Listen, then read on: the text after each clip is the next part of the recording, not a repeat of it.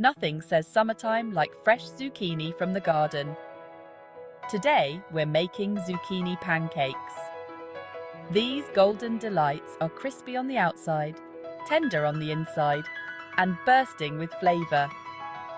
They're easy to whip up, making them perfect for a quick lunch, a delicious side dish, or even a satisfying snack. So, grab your aprons and let's get cooking. First things first, we need our ingredients.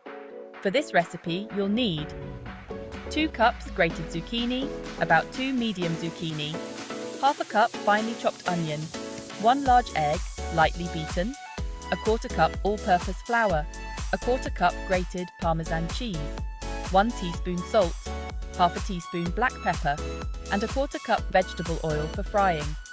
See? Simple, everyday ingredients that you probably already have on hand. Now let's get cooking. Start by washing and drying your zucchini. Then, use a box grater to grate them.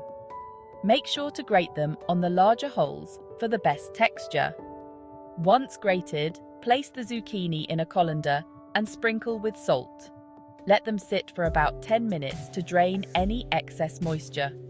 This step is important for preventing soggy pancakes. While the zucchini drains, finely chop your onion. You can also use a food processor for this step if you prefer.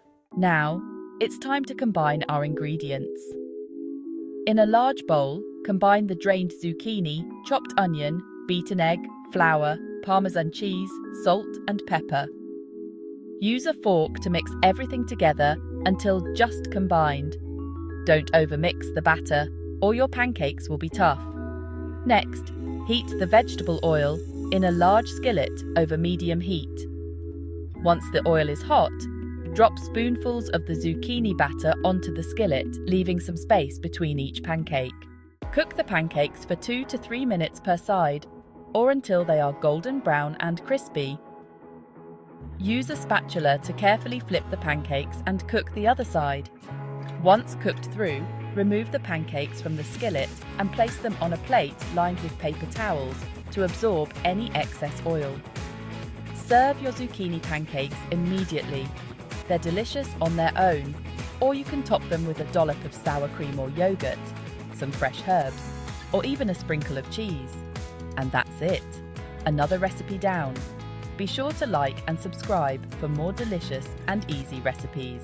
Happy cooking!